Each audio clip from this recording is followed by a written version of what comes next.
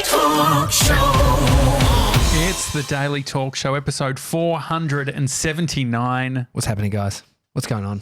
Oh, look, not much. I just had a delicious bowl, Oh, yeah? low-carb bowl. Not cooked by you, cooked by Jim. Yeah. Jimmy Grants. Yeah, not sponsored. Nah. Also joined today, Basil.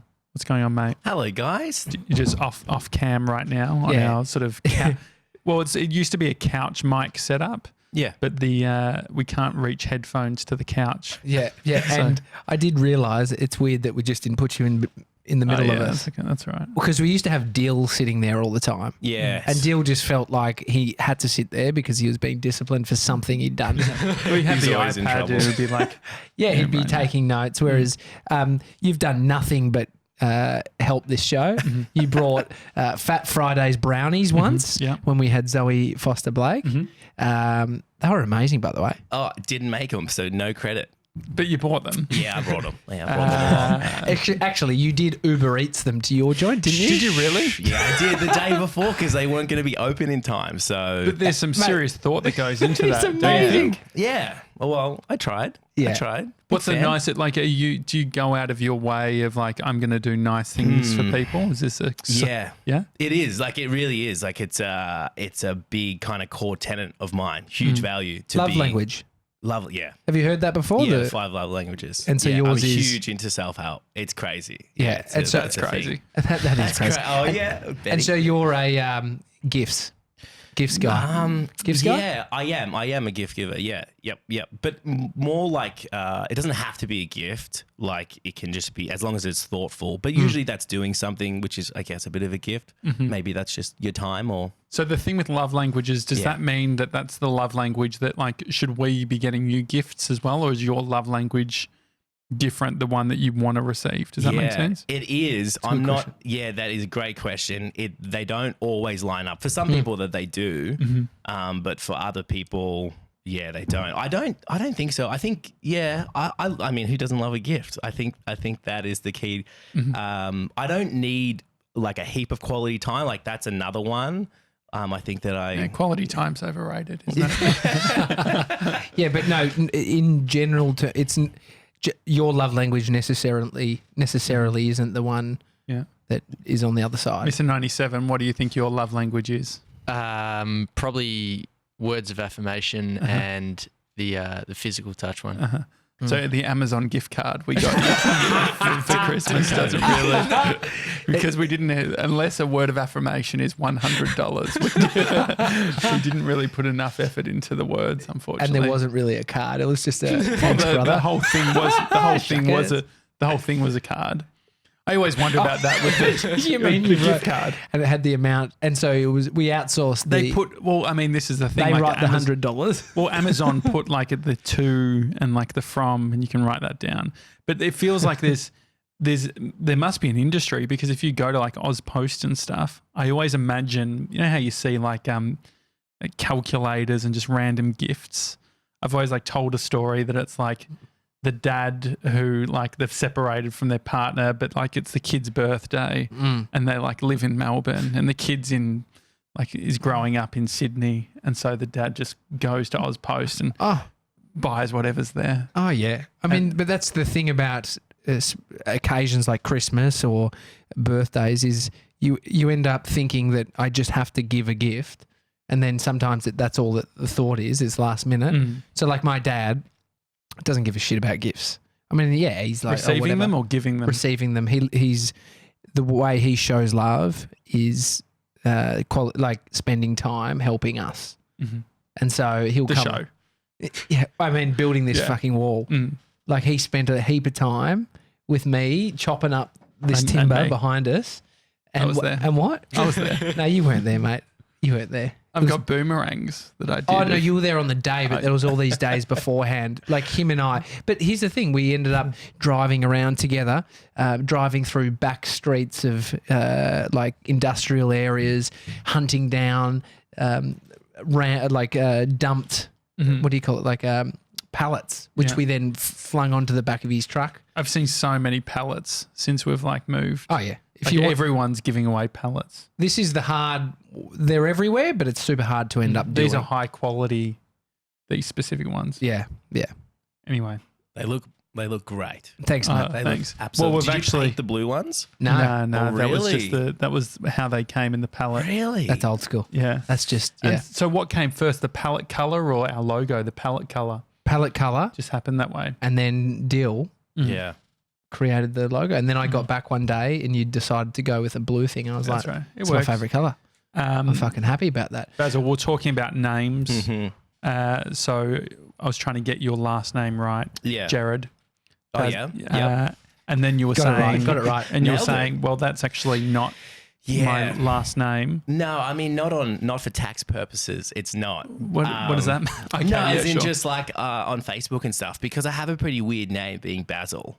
How did that come about? How did you end up with the name Basil? Yeah, so my parents aren't hippies like most people think. I get a lot of like, how's your sister Rosemary? Like there's a lot of that gear. Did you just What say, else? oh, she's still living in Byron Bay? Just take some time out or something like that.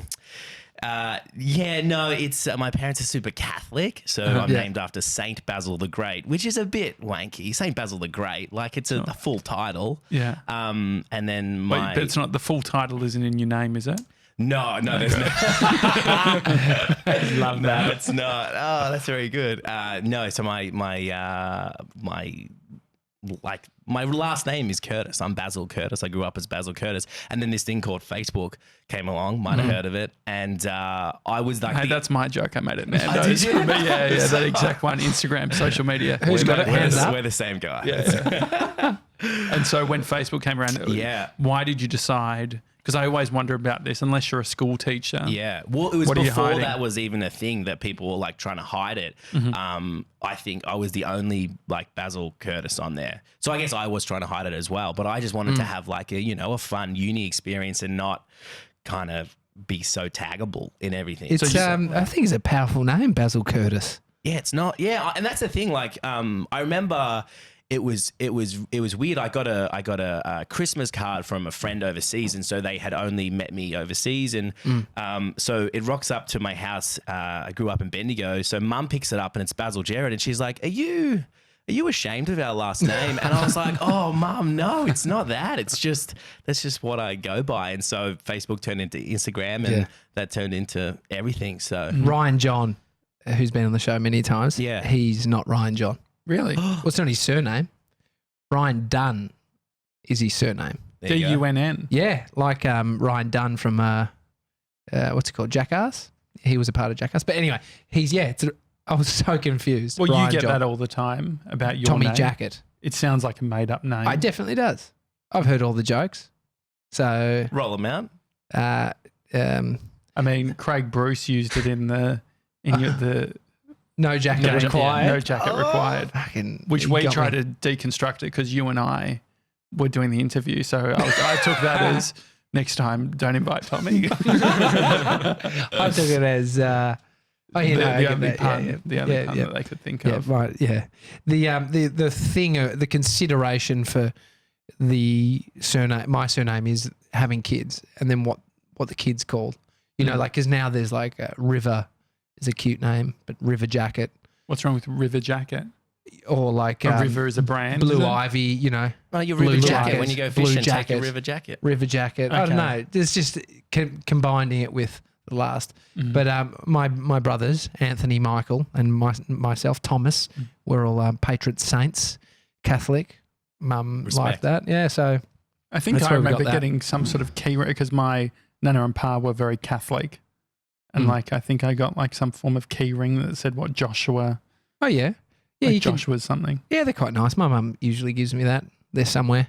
I've got cards. Like cards. What does it yeah. mean? Like how Catholic were your parents? Like, Like mass every Sunday, but very involved in the community. Like they still, like mum cleans the church every week. Dad does all the gardening and stuff, and they're in prayer groups and all of that stuff. So like they're in. did you? They're in. Fully, they're in, fully committed. So when because when my nana died, there were 8 priests. Oh, Like, so she was legit. It was like big deal, like, all at the front or whatever. I had no idea because What was their connection? like just always there, always doing Okay, shit. so like yeah. she got like one of those like community awards or whatever on Australia Day or some shit. But when she died and I met the main priest, like I was so not involved in all the church stuff. I didn't even know, like. Did you kiss his hand? No, well, yeah, I didn't know what the fuck I was No, meant you meant to to do. kiss his hand. Did you kiss his Were hand? you really meant to? Yeah. No, I didn't. I didn't even stuffed know up, whether mate. if I should have, like, I I'm nearly joking. You don't have to I kiss his nearly hand. like fucking That's weird. curtsied or whatever. I didn't know exactly You would have what done to a do. hip. Genuflect. You would have done your Neil. hip. And so, did you do like the Sunday school and stuff? Yeah, I was an altar boy. Uh-huh. Yeah. What's the job of an altar boy? Just a lackey, just a runner for the priest. That's what it is. Fixture on the ground. Got a coffee, got the wine all sorted, and then just I need the book. Bring the book over. Open it up, hold it. Because why would you use a stand when you can use a 12-year-old to hold up this humongous book? I mean, it explains your biceps. Yeah, there we Still go. from the- And so, did you? Are you still religious today? or- Nah. So I what- pretty much did until I was 18. I was 18 right at the end of December, at the end of school, and then just special occasions. I just go for mum and dad now. Just Christmas time, Easter. Keep him happy. Yeah, keep them happy, and just to mostly see like a lot of the big families. Like I'm from a big family, and I can name off like the Keatings and the Omaras and stuff that you'll see the whole family back at Christmas time and stuff. So that's nice, but yeah. I mean, I find there's a lot of things I don't So was like the about it. 18? Was that like a rule set by your parents, whether like you can work your own shit out when you're 18? No, it was pretty unspoken, and by that I'm the youngest of 5, but by that stage I was at home by myself, so it was just me sorting it out, and a lot of the times like mum and dad would go to like 7:30 like Sunday morning, and I'd be having huge nights on Saturday, like plenty 18. Yeah. So I'd be rocking up God's very water. hungover. Yeah, just sipping up. Yeah, Got my yeah. own holy water. Thank you very much. Just in the back seat, right at the back of the church. Actually, you'd still have to go. I'd still, have to go. I think went. I felt obliged to go.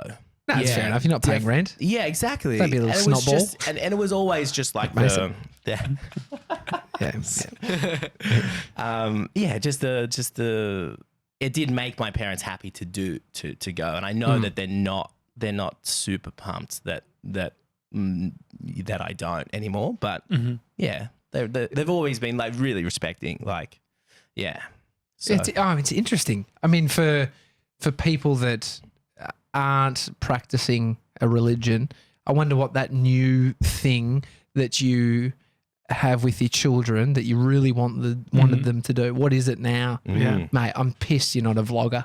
It's not quite a religion, is it? No, but I Yeah. remember being. No, but what is the thing? Like, if Yeah. you don't just take out the religion, so it's community, maybe it's football, maybe it's sport. That's true. So it's just, the community element is lovely in religion. I remember being pissed as a kid that I like didn't get a bar mitzvah or is it the communion? My Yeah. cousins did that, and I just saw them fucking getting cash and stuff. I was Yeah, like, yeah. Mum, why don't I get it? She's like, Josh, you say you never want to go to church. I'm like, yeah, but I want to do that thing. Oh, where they're all- bar mitzvahs were unbelievable. Like I grew up Catholic and going to a school like Wesley where there's a bunch of Jews and they had, their bar mitzvah when they were 13. The place, it's like one kid had it at the Melbourne Museum. Oh. And I just remember like it was more elaborate than me wedding, which wasn't hard, but this huge long table, like I'm talking 40 meters of table and chairs either side. And in the middle was just donuts. actual donuts. Color red, just red donuts. And so we'll just get in there. That same one, my friend he was my best mate at the time, he had diabetes, still does. The bad kind where you need to inject. And They're all pretty bad. more bad if you need if you're insulin dependent versus the other one you can sort out with diet. The funny thing is, I have managed in my life to be annoyed that I'm not religious, but also even diabetic, because I would always be jealous of the jelly beans, those big bags mate, of you jelly can't- beans. But they can't eat them all the time. Yeah, no. But my mate and I. So this was back when a lot of them have pumps now. You can just it regulates your insulin via this little machine that you sort of strap to your leg. But we would actually inject my friend, and so we thought it was hilarious being at this really extravagant bar mitzvah where we're drawing back the needle in the toilet. And this guy walks in, he's just and walks out like he thought we were taking heroin or something. Was it classic? Rich private school party, just a bit of heroin from some 13-year-olds. It was a bit funny. Yeah, I mean, growing up in Bendigo. Yes. Oh, that's where you grew up, right? Yeah. Yep. How old are you? How old am I now? 29. That's 30. I'm 29. We're the same person. Yeah, I this think is- so. Do We're you working love that out. Do you love gifts? Or do you love giving gifts? No, Yeah, actually, I no, love you don't. giving gifts. What? Are you kidding me? When was the last gift you gave? Last gift I I gave. mean, you gave me a good one. I'm talking for other people. I don't think you're a gift guy. Oh, I'm You definitely a don't gift guy. I've spent some time bought- around, mate. When have you I sent spent brownies? $3,000 worth of books and I give them out. Nah, that's because you heard Tim Ferriss bloody say you should gift books. I reckon I think I'm not necessarily good at thinking of stuff, Nah, maybe. it comes so naturally to people who their love language What do you think? is What's gifts. my love language then? Quality time, not so much because you don't really like Nah. spending time. Quality time with people you like, definitely. Like just hanging out, talking. But there's only a select few people Yeah. that you're allowed to do that Mine's with. always elaborate. I feel like my gift giving was always like silly, Words of affirmation. Definitely. as in that I give words of affirmation. no, I can't. you like getting words of affirmation. Mm. Like I think what we do is it's really nice when we get validation and you particularly like it. I think so. Yeah, which is fine. There's nothing wrong with this shit.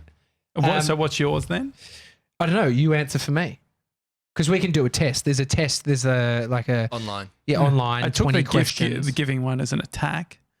Definitely, but you're not. Like I think you might be identifying as a gift giver. And I'm not. But you can identify with whatever you want nowadays. You can. Yeah, true. But if I want to be a gift giver, you can't question that. Words of affirmation and a little bit of like the quality time is in there with specific people. So what would I be?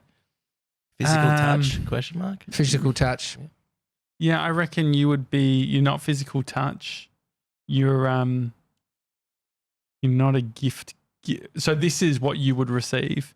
So I don't think gifts necessarily interest you that much. Maybe the quality time. The words of affirmation, definitely. I think there's definitely I love affection. So there's probably three. But you don't like big salivary kisses. I don't like watching your ones. Sometimes But you don't. Nah. Anyway, Anyway, go on. Can I ask a question? Yeah. How do you know that your partners love you? Good question. Good question. No, Bree texts me. Words of affirmation. So you go. my last text from Bree. I did. Yes, I reckon I'm a combination of the words, touch, and quality time. I think words. I'm quite the poet. So you like to share. So A you bit of show both. your love. Yeah. Mr. 97, could you turn that heater off? It's It's just a bit hot. I had put it on to $27. It's By ridiculous. accident? That you knew Well, you did no, it. I clicked it a couple of times. It went up, and I was like, "Fuck it," So at 10:05 a.m., I said to Bree, "I love you so much. Kiss, kiss." with no prompting, No prompting. because some of us need a little bit of prompting. Yeah, absolutely no prompting. And then she wrote back, "I love you so much. You're the best human." X. Oh, Yeah. Have a, That's nice. have a kid That's because awesome. Bodie and I have arguments. No, I love you more. And he says, no, I love you more. It's That would fun. be- yeah, I would enjoy arguing. But sometimes I ask Bodie, do you love me? Do you love daddy? yeah. So tell you you're what- definitely so words of affirmation is definitely up there. Bodie, absolute little rat, to be honest. I Wow. love him, but I've got blood on my hands. I had Actual blood. blood on my jeans. He had a fall. He had a fall at the dirt jump park in Ivanhoe over the weekend. Mhm. And so I was pushing him around and I pushed him and he got onto this like a little kicker, just a few of these little jumps. And then he got to this one where he got to the top and sort of went off to the side of it and fell off. It was only probably 40 centimetres high. And it was Let's onto see what sort 40 of gravel. centimetres. You think 40 centimetres? Can you just do it with your hands in front of the camera? So if from the table, it's about there. It's about 40 centimetres. Yeah. And so It's quite good. that's very good. How big That's do you very think good. 5 centimetres is, Basil? Oh, I'm Just bad. I'm bad at this. hey, Yeah, it's pull your always- pants back up. yeah, it's His hands in. Yeah. Yeah, I think that's about That's right. good. That's good. I think that's about right. I was surprised because I thought 5 centimeters was way bigger. What are you laughing at, 97? I just got Tommy's joke. It's just a classic penis joke. Guess the 19-year-old in the room. So anyway. Play to the audience. And so anyway, he smashed his face on the ground, bleeding, and like I ran over and picked him up, blood pouring out of his mouth. What was he saying? Just crying at that point, and then I kind of like wiped it with his top and then I'm getting my hand in there just wiping it all. Anyway, he's got cut up, and so he goes to daycare yesterday and he's got, cuts all over his face. Is it like because as a kid I had like a mustache scab? No, this is on his lip. It was fat and now it's just like little scabby bits. And so it looks like he could either have herpes or he came off his bike. Sure. Could he have He could have herpes based on you having herpes. Well, I thought he had a cold sore months and months and months ago. But anyway, hasn't had one since. So let's fingers crossed that he doesn't have that little bastard living in his spine. Would people test for that or no? Oh, I mean, it's pretty clear if you've got a cold sore. There's a test for it. I don't know what you can do. I've never been tested for it, but I've got I get cold sores. Sure. Anyway, yesterday, Amy went to pick him up from daycare, and the woman who is in charge of the room, she said, Bodie's told us that you and Daddy have been pushing him over. So he's told the daycare that we're abusing him. And what did you say to him? I saw him later that afternoon in the car, and I was asking him, what do you think he wanted out of that? I don't know. Attention. Yeah. Attention, because then he was telling someone else, like at home, he was telling his auntie, or he was in the bath saying, Daddy pushed me over.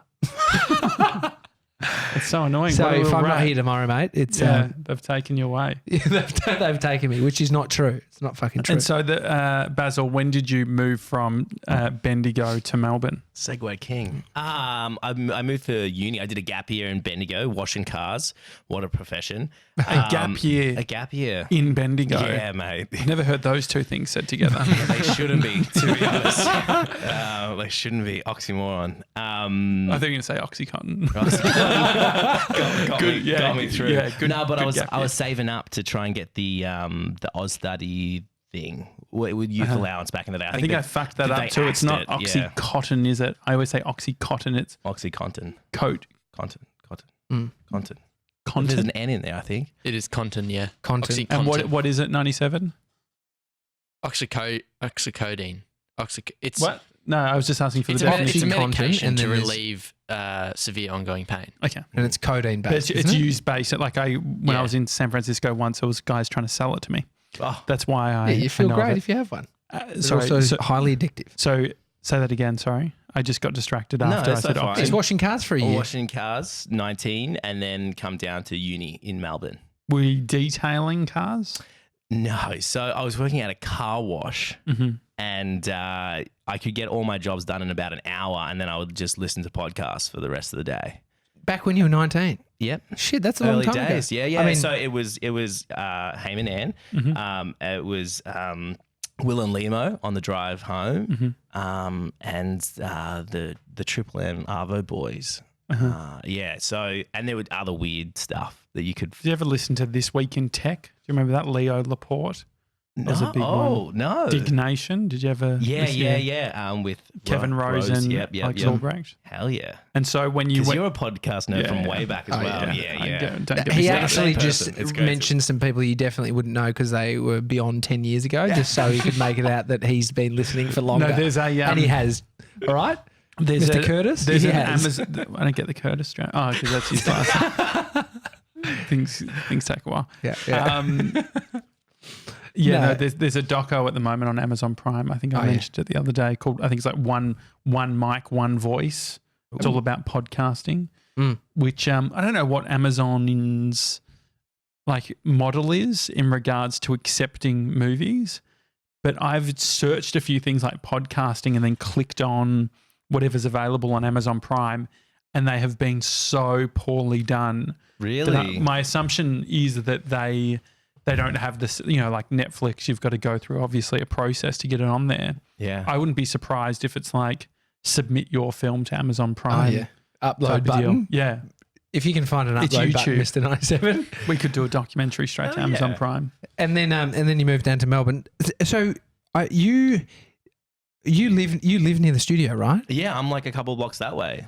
Was it you that spotted Josh ages ago? I remember. Oh, just when at the lights. Yeah, just at the lights one day. But I had never met you guys in person, so I didn't want to be like, oh, hey. And also crossing the lights is a weird one too, because trying to cross a Hoddle, huge, what is it, 6 lanes or whatever. It's a lot. So I just got about halfway, and then you looked up, and I was like, hi. And then I was like, oh, I'll see you guys again. And so moving into a bigger city like Melbourne, was it a big jump for you or no? I mean, by that stage, like if you grew up in Bendigo, it's a big country town. Like they call it a city because there's 100,000 people. But it's not that. Do you know Keegan Backer? From the radio. Yeah. Yeah, I did work experience under him. Isn't that crazy? Oh, really? Back in the day, yeah. Do you know Brett Fitzpatrick? What's that? Brett Fitzpatrick. He grew up there too. Well, He grew up in Bendigo. Keegs is like the youngest person to have ever gotten a metro station job as an announcer, and he is from Bendigo. Yeah. Some great people came out of Bendigo. Have come out of Bendigo. Yeah, Star FM and 3BO, and then just in general, totally. But you come down to Melbourne a lot, like for, if you're into sport or into music, like none of that comes up to Bendigo, so you catch the train down. And then I also have an older brother and 3 older sisters who are all in Melbourne, so I was down here hanging out anyway. Yeah. But there is, like, it's big and it's funny. I probably appreciate it more going back now. If I go back on a Sunday and I'm like, I'll text some mates who live there and be like, let's catch up and let's do something. And there's still not a whole heap open. And it's a little bit of like, I think it's a bit of the chicken and the egg. And I have some mates that own a bar up there and they're only open Thursday, Friday, Saturday, and sometimes for a Sunday sesh. And it's like, people aren't going to come out because there's not a heap of things open, but then vice versa. Like you're not going to open up if people aren't coming in. So I don't know. It's a great place. Great place to raise a family is what you hear a lot. Is that what your mates are doing? Why are your mates all there? That's an awesome question. I think a few of them just kind of never left. A few have gone back to raise kids or to start up things, or just didn't kind of like the rat race. Like I got plenty of friends that will come down, we'll go to the footy, and I'll get a text be like, so happy to be back in Benders. They just get worn out by the pace. Yeah, which is I don't notice it, but it feels like that's home, right? Yeah. What's home for you, Josh? Like you grew up in the burbs. Is that like when you were out in these areas, or is that just gives you shivers? Yeah, I don't know. Oh, like I think there's a difference between feeling like home and feeling nostalgic. Nostalgia, if I go to Endeavour Hills Shopping Centre, like that for me is like nostalgia. Just seeing like I remember when Domino's came to Endeavour Hills. It was huge. Big day. It was massive. Yeah. It was a massive deal. Yeah. And it just felt like like America has arrived. But would it be something you'd want to move back to? No. Yeah, it's interesting. I mean, I grew up in Brighton, and I definitely have. I said to Amy recently, I'd love to live there again. Like, I'd love to be able to afford a house in Brighton. It means you're doing pretty well. Yeah, it'd be cool. Like, I think about like regional, like something that's like a Dalesford or something like that being cool. The thing is, they get so quiet. Shepparton got so quiet. I can imagine Bendigo Sunday afternoon. Yeah. They become sleepy towns. Yeah. But then there's a bit of a bustle, during the week and on a Saturday. Yeah. But then there is, they do kind of just shut off at moments. Yeah, and so I think people just switch on when they have to, and then you switch off, and you have to fall into the rhythm, because if you want to do something on a Sunday, you really have to work hard to drum up people because they're not in that rhythm. That's what I find, and I just love in Melbourne being able to, it's like if I feel like comedy on a Monday night, it's like I'm going to go to Spleen. I don't have to wait for that one Thursday a month that my mates in Bendigo run the comedy night where, Tommy Dasilo and they come up from Melbourne. Yeah. So when I was living in Shep, my housemate Kel, who's been on the show, he brought me a gift for my birthday, which was tickets to see a band that he loved. Who was it? So good. It was like a rapper, I've definitely done that before. Aussie rapper. He anyway. I can't remember the name of him because it wasn't my pick. But I appreciated that he bought these for me, and it was double pass. And we were going to go on a Friday night. We had to drive across to Bendigo, so it's about an hour and a half, an hour. Yeah, yep. And we were like, oh, we got a shift on in the morning on air, and so I had to be up at early, 9 a.m. So we were driving. We couldn't really get wasted. Didn't want to come back, really, really late. And so we went and had dinner at Grilled, which was lovely. It's a great selling point of Bendigo. Bull Street. They've got a tram, and they've also got a tram in Grilled. Bendigo. Yeah, tourist tram can't do anything. You can. There's one stop on it. Yeah. Oh, but they got a really? tram. Yeah, they got a tram. They got a tram. And so we drove across. They're part of V-Line? Bendigo in general? Oh, in general, yeah, big I stop. wasn't expecting the tram just Yeah, to you get the V-line down there. onto the V-line, just keeps going. Putting down to Melbourne. And so we went across and we went to this venue after dinner. And so it was early. It was about 8 o'clock. And we found out that Was it the Black Swan? It was a corner. It was near the burger, near that same place. Yeah, it's the Black Swan. And we looked across and on the corner and we went in. This guy, Seth Century. Oh, Was the guy. He wasn't on till 1 a.m. Oh, no.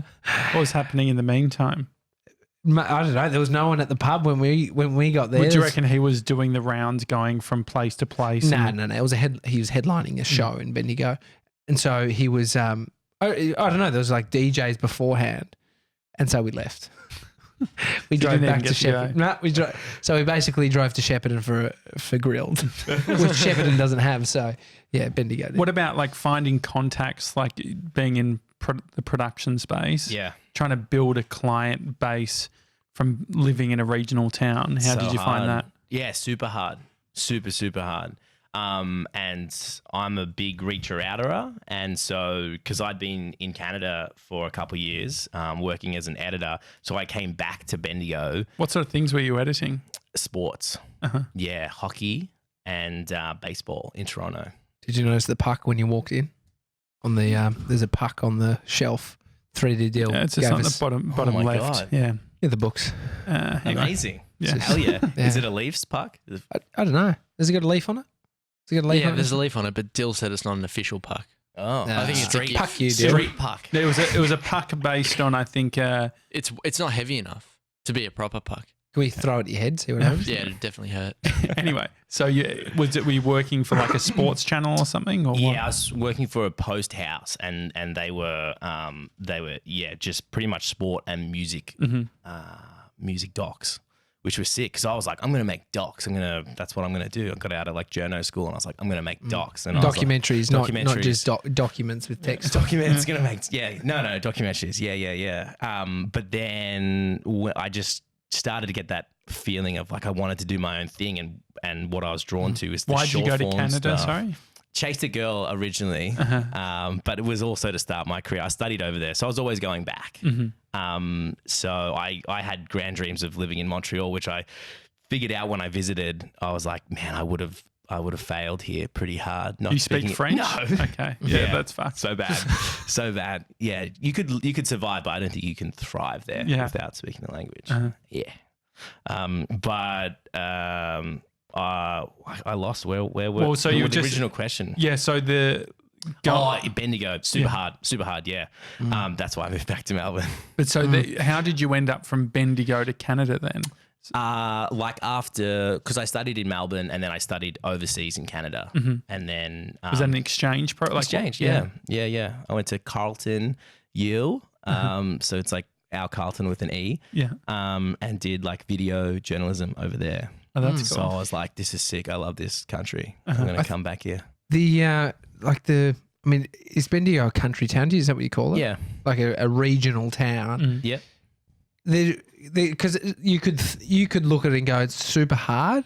Or when you're in a big market, I could look to somewhere like a Shepparton or a Bendigo and say, it would be super easy to infiltrate the small community. Yeah, definitely. In a great way, infiltrate sounds a bit No, you're conniving, but you know all the business owners. Maybe you can't charge as much for what you do, your service you offer, but you could just be the number one service provider Totally. in the region. Yeah. And so it's what do you think now being in a big city, Yeah. having to service clients when there's a million of you trying, a million of us trying to do the same thing? Yeah. It's super hard. I hear what you're saying. Like there's I think there's a couple of levels to it. To get out there and meet people is definitely I think it is harder in the country town. Like there's just not like the meetups and people that know people and know people. Like that's in the country in general, that's what happens, but it's so niche that I was trying to hit up like one or two kind of production companies who were just, people doing it. And there wasn't really like a scene, I guess is what I'm trying to say. I think it's easier to tap into a scene in a big city, but you're right with like crushing the market. But that was the other thing that was just like, there was like 3 people that did video and it was like, that's it. There's no more fresh businesses coming up that need new. It's like, oh, we've already got the video guys and I know them. And then we have our photographers and it's like, I know them, so you just end up, stealing work from your mates. Whereas, in Malvers, there's plenty to go around. You can just handball and And so you were you did a bunch of video production stuff for Jake and Amir, the podcasters and comedy duo. How did that come about? Just like a ice cold email. That's what it was. But I think I was able to get across some giggles and get across that I was a true fan in that email. I think it'd be funny to go back and check, but I think I pitched like the Olsen twins. The Olsen twins did a bunch of movies back in the day, and there was one like was supposedly Australia, but I don't think they even came to Australia to shoot it. So I was just like, maybe we. I want to watch that tonight. Do that. Yeah. What is that? Do you remember what that film is called? No, I don't. 97 will be on the case. Was it? Did they position it as going to Australia? I don't think I even watched it. I just just watched the trailer and was like, this is trash. There's no way they shot this in Australia. And I think I pitched something like that. And anyway, I just gave them a very good offer to be like, hey, we can film. You don't have to pay us. We'll sort ourselves out. We'll sort everything out ourselves. Flights and accom and all of that. And so they were like, yeah, sweet. And I think we did a really good deal and we a really good job for them. And I think we became kind of friends with them. And then they came back out like a year and a half later, and we did the same again. So great. That's great. So Jake and Amir are American podcasters. Yep. Creators, and they did College Humor for like 10 years. So they had their own show on that. Yeah, it's so cool. Yeah, they were really cool, and that was just kind of around the time of like, doing small client stuff in Bendigo, and just wanting to do. Aspiring to do bigger things. And so I was just looking, I was like, what can we shoot? What can we shoot? What can we shoot? And it was just like, because we love bands. I'm talking about, when I say we, it's like me and my childhood best friend from Bendigo, Dill. Like, let's what do we want to shoot? And then just like cold, because we had nothing to show for ourselves either, just like dinky die little vids. So, you have to catch a break at some point. Someone's going to take a chance on you. There's only so much tram B-roll you can shoot down Main Street of Bendigo to seem like you're from a metro market. Mate, don't forget about the fountain. Oh yeah, and the churches. How many churches? Just a few, but you got the one cathedral. Yeah, the biggest one in the southern hemisphere. It's huge. Is it really? I think it's the only one. And so how many emails does it take to get somebody to say yes, Mr. 97? He's lucked out at about one email to me, and next minute he has a job. Just one? No, actually, how many? It would have been like probably 15. Really? Yeah. Those poor who other else 14. Who else did you email? Just a bunch of randoms. Who? Who else? I don't know. You just go through the top listings on Google, and then I get that. And then just the subject, I'll work for free in every one of them. Was that every one of them? I mean, you have to go through and check if you actually want to work with them and if you like them. But yeah. Yeah. Basil, what's your thoughts on working for free? You got to do it. You got to do it. I mean, I think, the likes of Gary Vee would say it a lot better. But yeah, I mean, you've got nothing to show for yourself. Why, if you flip the script, if you were in their position, like, would you pay someone that has no skills, no life skills, to do the work? And you probably wouldn't. Yeah. But would you take a chance on someone? It's like, I think I would, and I have. I've had a couple of little young guys come in and work for us. And the going to Canada and doing all that sort of stuff. If there's someone listening who is in uni and they have that opportunity to go overseas, what did you take away from it? Well, I mean, everything. You're like, just getting outside of your comfort zone is a huge thing. Just travel in general does that, and it just forces you to problem solve and think on your feet. I mean, it was funny, like getting into, because I was doing journalism. I got into, and I did journalism knowing that I wanted to make documentaries, but I'm not really into news. So that's just a bit of a caveat. So I get over there. And I can't remember the guy's name, but it was at the time the current Prime Minister of Canada. Everyone's talking about this big news story, and I just had to like lean over to the girl beside me. I'm like, I'm sorry, who are we talking about? But like the Prime Minister of Canada. I'm like, okay, cool. And like that's the first day, first lesson, and I'm like, I am in massive trouble here. Like I don't know what I'm doing, but you get through it, right? And then you just. You don't know. I mean, a lot of it's just figuring yourself out too. When you're young, like that's the hardest thing. You don't know what you're good at or what you can offer. Like you think you do, but you don't. And so that like doing the journalism sort of skewed thing. Yeah, a lot of people want to be doing documentaries and stuff. Was that a good route? Specifically, if you want to be doing documentary filmmaking. Yeah, I don't know. I definitely know an authority in the area, and I think it's changed so much too. Like a lot of what I look at and the world that I'm in is short form. So, the longer big issue stuff is stuff that I've stayed away from. You might need like Damon Gammo on the show or something too. But it's what's interesting is the university selling the dream of creating documentaries, or you want to be a long form documentary filmmaker. Yeah, I think it's horseshit. Yeah, and it's weird. I'm definitely a hypocrite because I'm a big Monash University fanboy. I went there. I do a lot of work for them. Do you have like a hoodie and stuff? I don't have a $95 hoodie. No, I don't. 95. Is that really what they charge? Fuck, we underbaked it with ours. 95, really? Yeah, I think so. It's up there. God, it's gross. It's nowhere near as good as the dailytalkshow.com. Yeah. I mean, these are screen printed, high quality. Yeah.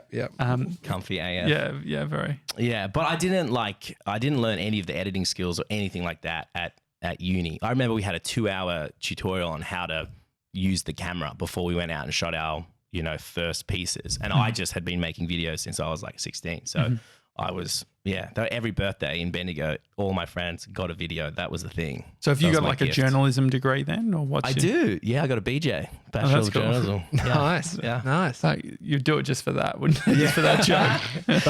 Bodie's initials are BJ. Hey-o. But like, honestly, no one's ever asked for that. No job I have ever got. Yeah. And in the last few years, like I had to do a resume the other day to do some work up at the hospital. And they were like, hey, can you send through your CV? And I was like, I haven't done a resume in 5 years. Yeah. You know what you can do? Keep your LinkedIn updated and press export. Because it just PDF. spits out a resume. Has your name, has all the things you've done that you've entered. Why? I mean, I once had a client ask me for my credentials. Really? Did you laugh at them?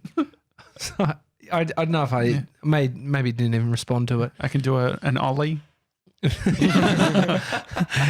it's bizarre. Yeah. I mean, I can't remember the last time I was asked for a resume either. It's weird. I mean, but maybe it's just the business the field. we're I in. think it's definitely the field we're in. But yeah, I mean, there's so many online debates of like, should I go to film school or not? And it's like, I don't know. I don't think so. Like the Dill who I work with, like he went to uni, but he did like accounting and management. So, that there's nothing creative in there, and it doesn't lend itself to him being an amazing camera operator. Yeah, it's interesting. We were a year ago today. We released our episode that we did with Seth Godin. So today is quite a momentous day. Like it's a bit rattled, to be honest. Why? No, I'm not. That we're here. We're here, but it's a year later. Yeah, it does. I mean, did it feel like a long time ago? Feels like so long ago. You posted a photo yesterday of us out the front of his office. And we look so fresh and just like so young. Young. It was only a year ago. Isn't that depressing? So I look so much older. 97. Did we end up getting a snippet that we could play? Yeah, we got a snippet. Okay, here we go. So if you've just started listening to the podcast, as in not this moment, but just as in recently, did, you've how? started. Yeah, I mean, I'm amazed. Does anyone just press play? Sometimes I randomly pull up and let go. I reckon that's pretty But rare. if you have, Seth Godin is someone who we're a big fan of, and I set Josh the challenge to get Seth on the podcast a long time ago, and he made it happen. And we flew to New York, and we went to his office, and we had an hour with him. It was amazing. And this is a little snippet. Yeah, what is this 97? What are you about to play? It's how to work out how much you should charge. Great. Oh, great relevance to the topic we're talking about. Amazing. Amazing. You could just pull that up random. Come on. Don't get it. Why are you? I When asked it him comes pull this. to putting the value on yourself, I've had my own business for the majority of my working life, and I've always kind of, set the point of which I think I'm worth, started charging that, and then thought, hang on, I could be making more money. And I'm not there internally feeling that I'm of that value. Right. But then somehow I stumble and I get the value, and then I'm like, I'm worth it. How does people who are running their own business Right. It's a great question. get to that sort of feeling inside, and do you even need to have that feeling? Okay, so first of all, price and value are totally different things. And you have to decode that if you're going to be the person who's charging for your work. What you would pay you to do it is different than what someone else would pay you. I'll do it for free. Right? And so we begin with price is a service, and it's a service that helps the client identify what kind of promise are you making. And so, in India, there's an eye hospital that has saved the eyesight of more people than the sum populations of Chicago, Los Angeles, and Detroit put together. And they will do cataract surgery on you for $115 or free if you don't want to pay. And the message of their pricing says to people in India, you can afford this, you don't have to be blind, right? So there's an absolute value of what's going on. But not 20 blocks from there, if you're a wealthy person living in India, you can buy an Hermes bag for $10,000. Is it worth it? Well, I'm not sure it's worth, 100 times as much as getting your eyesight back? How could it be, right? But if you have your eyesight and you're rich, the Hermes bag is worth way more than $10,000 because it sends a message to your friends and your family and everyone else that you're the kind of person that could have a $10,000 bag. And so Hermes is not stealing from people. They're saying, if you want to buy this symbol, this is what the symbol costs. If it's not worth it to you, don't buy it, right? So when we think about, for example, those firms that do naming, when NBC wants to change its logo, they pay $100,000 to one of those firms. Turns out they got a logo that someone down the street would have built for $200,000. So were they ripped off? I don't think so. Because what they got for $100,000 was all the meetings, was the fancy office, was the ability to tell their boss to hire at the top of the field, blah, blah, blah, blah, blah. That's what you sell. So I don't think it's, am I worth it? It's, is my story coherent, and am I making a promise I can keep? And the last thing I'll say about this is, if you're a freelancer, the only way to do better is not to work more hours, because you can't work more hours. It's not to hire people to do your work, because they're not going to be as good as you. It's to get better clients. Freelancers with better clients charge those clients more. Those clients demand more from them, are more likely to say yes to good work, which helps them get even better clients. So the way you get better clients is by charging more, not by charging less. Seth, that's amazing. Thanks, Seth. Thinking of you. It was also a year ago that we had Chase Jarvis on the show. Yeah. Which, Basil, thank you for the book. That is Chase's new book, Creative Calling. What do you come with next to the office? I mean, you first came with brownies, second Watch come out. with Chase Jarvis, third you come with what? Book on how to make brownies. You're on your own. Don't know. It just felt right. I was ordering a book, and I was like, I will order because it was a pre-order, so ages ago, and I was like, I'll just get a second one, and someone will need it. Yeah, yeah. And then, then he popped up on a video that I saw with you guys the other day, and I had originally heard I think that was my first mic drop moment listening to you guys, was Chase just in New York and Chase Jarvis. So I was like, I wanted to be that guy. I've walked around New York wanting to run into Chase. Damn. What's your plan with your podcast?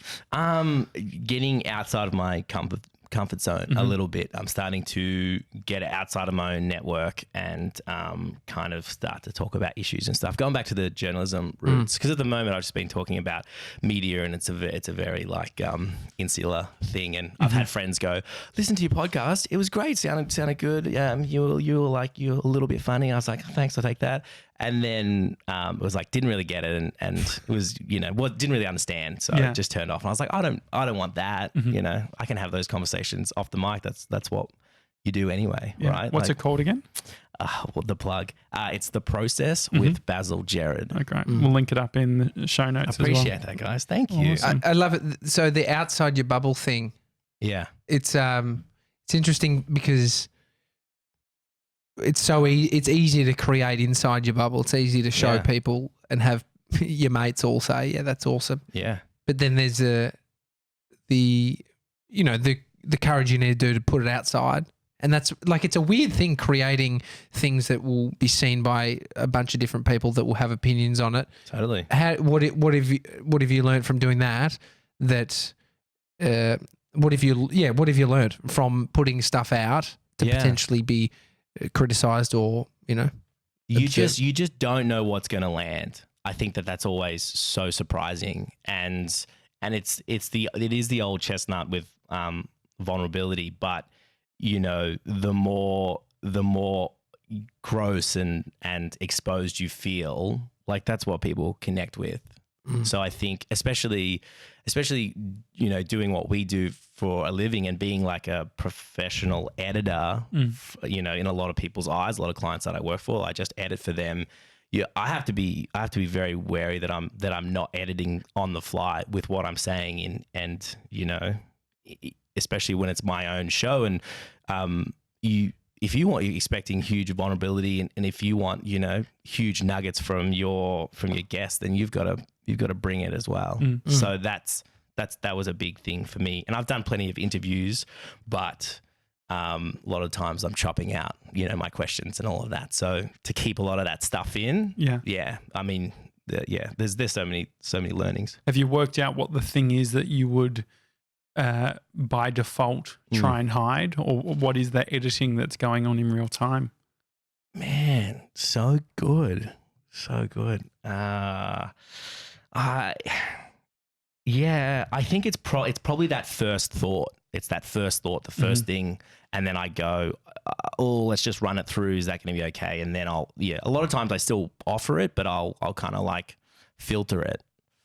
Which there's no, in an edited podcast, there is actually no need for that. Because I edit my podcast. It doesn't go out, live, or a lot of people just don't touch their podcast, but that's a skill of mine. So I think that I can offer that. Yeah. I don't know, like nothing murky. Like I think that's, I'm always pretty confident when I go through security checks and stuff like that, because I'm like, you could hold me here for 10 hours, but I ain't got nothing, I was the good Catholic boy in the back of the church. I ain't got nothing to hide, so. He's stashing his shit out the front whenever he walks through. No, I don't think we're all that great at identifying what is great because it's so tarnished by all of our experiences. So especially when we're creating something that puts our vulnerabilities out there, because then it's like, well, like you said, what are the things you self-filter? Yeah, it's like that might be what you're editing out could be the gold. Yeah, and so for instance, it's like I think for me, it is trying to sound smart or not to sound dumb. Yes, and that's like. Sounding dumb is normally a great in for really solid conversations. 100%. And so sometimes it can be like we know what the right answer is. We know, the right things to say, but it's not necessarily the true thing to us. Like I think that we all think stuff that's irrational or dumb or doesn't make sense. And I would prefer to bring my natural inclination is to say the right thing to sound smart, but there is, I think, way more to learn in that unconscious, almost that first thought, like what is the insecure thing, the pushback, the lizard brain that's talking. Yeah, I think you guys do it awesome. And I'll watch on clips that you've cut up being like, you could have left that out. You could have left that first part out. But then you see where it leads to. And I'm like, oh, that makes sense. You need that at the top. That's where it all stems from. Yeah. Is that mistake or is that fuck up or, you know, whatever the incorrect turn of phrase, something that might be a little, you know, un-PC or whatever. But that's where the learning comes from, right? Otherwise, it's just you're just spouting bullshit that you're just regurgitating over and over and over again. Yeah, as playing to the platform as well. Like, what does podcasting bring that a 3-minute radio break can't bring? And so, if you are super, super edited, have you just created another radio show? Yeah, it's interesting.